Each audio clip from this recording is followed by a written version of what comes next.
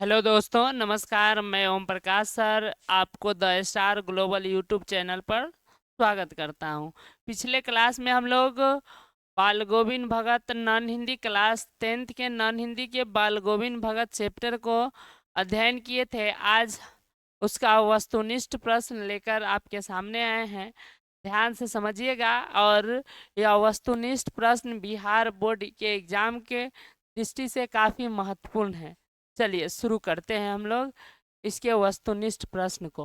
पहला क्वेश्चन है, चैप्टर 4 है बाल गोविंद भगत, क्लास 10th नॉन हिंदी के लिए। पहला क्वेश्चन है, बाल गोविंद भगत की उम्र कितनी थी? जैसे कि हम लोग कहानी में पढ़े थे, बाल गोविंद भगत की उम्र कितनी थी? 30 वर्ष नहीं, गलत है। 40 वर्ष नहीं, 80 वर्ष नहीं। उनकी उम्र जो है हम लोग कहानी में पढ़े थे 60 वर्ष से ऊपर था। और सफेद जो है, सफेद बाल हो गए थे और दाढ़ी भी उनकी पक गई थी। चलिए दूसरा सवाल की ओर हम लोग बढ़ते हैं। दूसरा सवाल है, बाल गोविंद भगत के बेटे को मुखाग्नि किसने दी थी? बाल गोविंद भगत के बेटे के मुख अग्नि किसने दी थी? इस क्वेश्चन को हम लोग हम लोग पढ़े थे। बाल गोविंद भगत जो है बहुत ही धार्मिक आबंडर इस सबसे वह बहुत अच्छे हृदय के थे। और कहा जाए तो उन्होंने जो है स्वयं अपने बाल गोविंद भगत ने मुखाग्नि नहीं दी थी, और उनके भतीजे ने नहीं, कोई नहीं, उनकी पतोह के द्वारा जो है उनकी मुखाग्नि दिलवाई गई थी, जो उनकी महानता को दर्शाता है कि हमारे समाज में आज भी है महिलाओं से मुखाग्नि नहीं दिलवाया जाता है, लेकिन भगत जी ने, बाल गोविंद भगत जी ने महिला से, अपने पतोह से मुखाग्नि दिलवाकर एक सच्चा मानवता को प्रकट किए हैं। चलिए, और यह धार्मिक आबंडर को आगे बढ़ अ, धार्मिक आबंडर को दूर करने का प्रयास करते हैं। चलिए अब हम लोग तीसरा सवाल की ओर बढ़ते हैं। चलिए तीसरा सवाल को हम लोग देखते हैं। बाल गोविंद भगत हर वर्ष 30 कोस पैदल चलकर कहाँ जाते थे? हम लोग पढ़े थे कहानी में कि हर वर्ष वह 30 कोस जो है पैदल चल के जाते थे। तीर्थ स्थल में नहीं, साधु संगत में नहीं, इनमें से कोई नहीं, गंगा स्नान करने जाते थे। जब अपनी क्या बोलते, जीवन की अंतिम अवस्था में गए थे गंगा स्नान, और वहीं से लौट कर आए तो उनकी मृत्यु भी हो गई थी, जैसे कि आपको कहानी में बताया गया था। चलिए अगला सवाल है, बाल गोविंद भगत पेशे से क्या थे? हम लोग पढ़े थे कि उनकी उनकी स्वभाव जो था एकदम साधु के तरह रहते थे।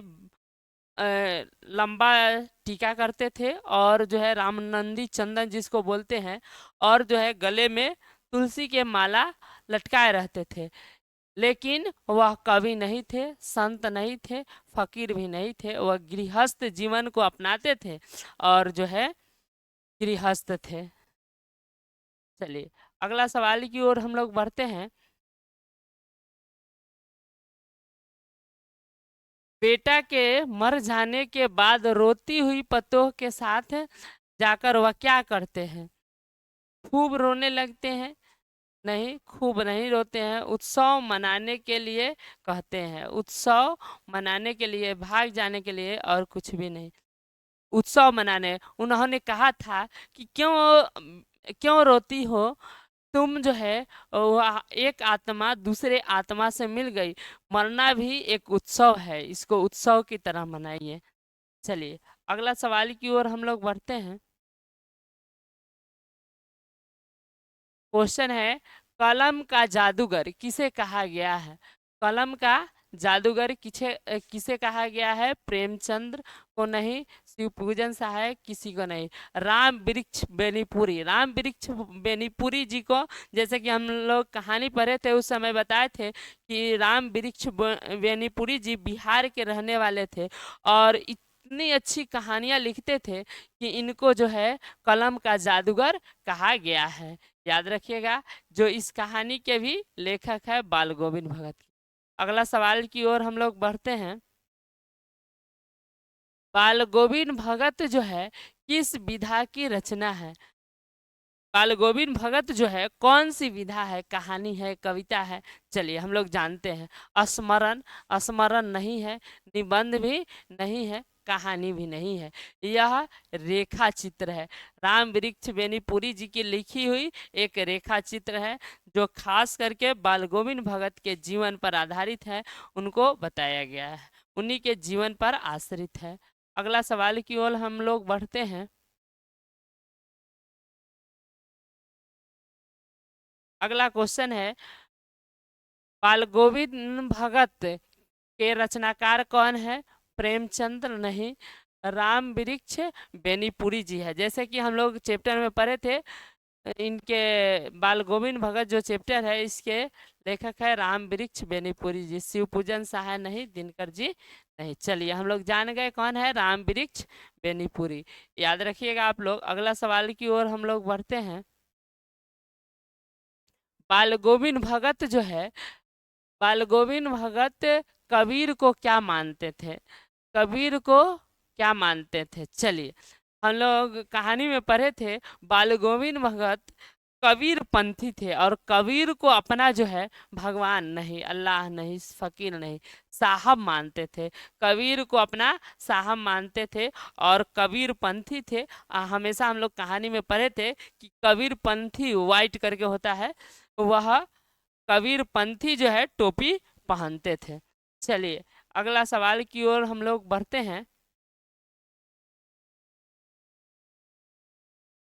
अगला सवाल है, बाल गोविंद भगत के कितने पुत्र थे, यानी कितने बेटे थे? एक, दो, तीन, चार।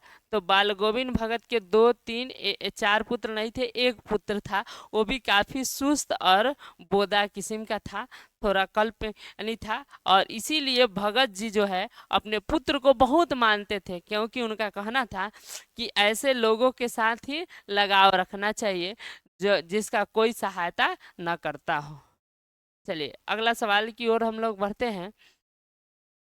बाल गोविंद भगत का बेटा कैसा था? अभी हम लोग पढ़े हैं कि बाल गोविंद भगत के पुत्र कैसा था? बुद्धिमान नहीं, सुस्त, हाँ सुस्त था। उनका बेटा जो है सुस्त था, मोटा नहीं, दुबला पतला नहीं, सुस्त था। ठीक है, चलिए अगला सवाल की ओर हम लोग बढ़ते हैं। बाल गोविंद भगत जो थे वह बेटे के मरने पर क्या कर रहे थे? बेटे के मरने पर बाल गोविंद भगत क्या करने लगे थे? तो याद रखिएगा, रोने लगे थे नहीं। उनका कहना था कि आत्मा जो है परमात्मा से मिल गई तो रोए क्यों, कि नहीं, गाने लगे थे, यही सही है, गाने लगे थे, हंसने लगे थे, सर पीटने नहीं, उन्होंने क्या करने लगे? गाने लगे। और लेकिन जो गाने का लय था वह काफी दुख से भरा था। समझ सकते हैं किसी के बेटे मर जाए तो उसके पिताजी पर क्या गुजरेगा। ठीक है, चलिए अगला क्वेश्चन की ओर हम लोग बढ़ते हैं। बाल गोविंद भगत को जो थे वह कबीर को साहब क्यों मानते थे? बाल गोविंद भगत कबीर को साहब क्यों मानते थे? क्योंकि उनके बचपन के दोस्त थे? नहीं, कबीर और बाल गोविंद भगत में तो समय का काफी अंतर है, साथ पढ़े थे, ये भी नहीं होगा। कबीर के पुजारी थे, ये भी नहीं, यही सही होगा, सी नंबर। कबीर के आदर्शों पर चलते थे। बाल गोविंद भगत जो है कबीर को इसलिए सहाय मानते थे क्योंकि उनके आदर्शों पर चलते थे। जैसे कि हम लोग कहानी में पढ़े थे कि इनको पास जो भी उपज होता था वह कबीर जो मठ होता था वहाँ पर ले जाते थे और वहाँ से जो बचता था वह लेकर आते थे और उसी से इनका जीवन निर्वाहन होता था। चलिए अगला क्वेश्चन की ओर हम लोग बढ़ते हैं। बाल गोविंद भगत किसे अपना आदर्श मानते थे? बाल गोविंद भगत जो थे वह किसको अपना आदर्श मानते थे? तुलसीदास को नहीं, रसखान को नहीं, सूरदास को नहीं, कबीर दास को मानते थे। बाल गोविंद भगत जो है किसको अपना आदर्श मानते थे? कबीर दास को। चलिए अगला सवाल की ओर हम लोग बढ़ते हैं। जो 15वां सवाल है, बाल गोविंद भगत जो थे उनके संगीत साधना का उत्कर्ष किस दिन देखा गया? बेटे के परदेश जाने पर नहीं, बेटे के जन्म के दिन नहीं, बेटे के शादी के दिन नहीं, उसके मृत्यु के दिन जो है भगत ने संगीत साधना बड़ी उत्कर्ष देखा गया और गाना गाने लगे और जो है कहते थे कि आत्मा जो है परमात्मा से मिल गया।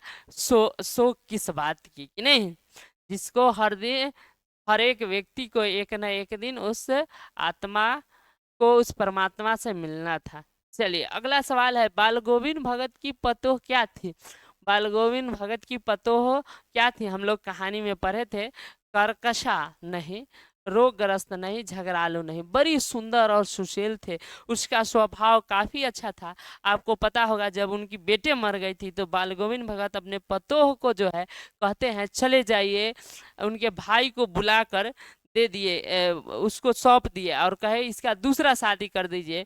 तो वह उनकी पतोह रोती हुई कहती है कि हम अगर चले जाएंगे तो आपका इस वृद्ध अवस्था में कौन देखेगा, कोई देखने वाला नहीं है। बहुत सुंदर और सुशील किस्म की उनकी पतोह थी। चलिए अगला क्वेश्चन की ओर हम लोग बढ़ते हैं। बाल बाल गोविंद भगत अपने खेतों के जो पैदावार होते थे वह कहाँ दे आते थे? हम लोग पढ़े थे कहानी में, कहाँ दे आते थे? हनुमान मंदिर में, शिवालय में, अनाथ आश्रम नहीं, कबीर पंथी मठ था, उसी मठ में जो है अपना जो है जो भी अनाज होता था उसको दे आते थे। चलिए अगला सवाल की ओर हम लोग बढ़ते हैं।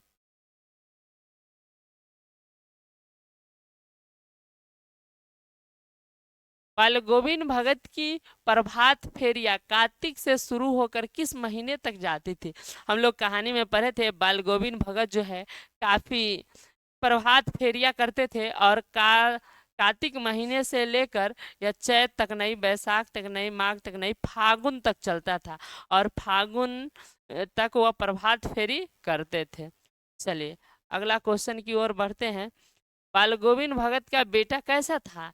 यानी उनका बेटा कैसा था? बुद्धिमान था नहीं, मोटा था नहीं, दुबला पतला था नहीं, उनका बेटा सुस्त और बोधा था। हम लोग पढ़े थे इस कहानी में। चलिए अगला सवाल की ओर हम लोग बढ़ते हैं। ये फिर से सवाल आ गया जिसको हम लोग पढ़ रहे। चलिए अगला सवाल है, बाल गोविंद भगत जो है कहाँ बैठकर अपना आसन खंजरी बजाते थे और लोगों को? घर के अंदर नहीं, घर के बाहर नहीं, मंदिर में नहीं, घर के आंगन में बैठकर खंजरी बजाते थे और खंजरी बजाते बजाते जो है उनका पूरा सेवक मंडली आ जाता था और सभी लोग गाने लगते थे। भगत जो है कुछ गाते गाते कुछ समय बाद नृत्य भी करने लगते थे। चलिए अगला क्वेश्चन की ओर हम लोग बढ़ते हैं।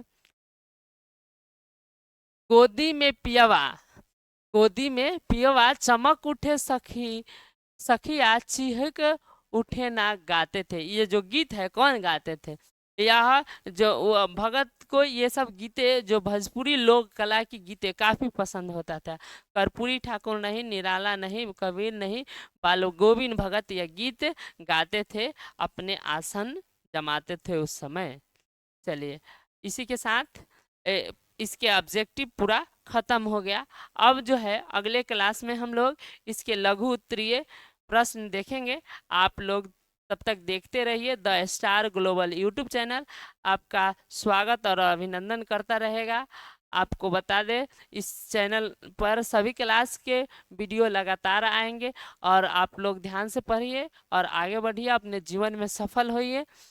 चलिए ठीक है, समाप्ति करते हैं। जय हिंद।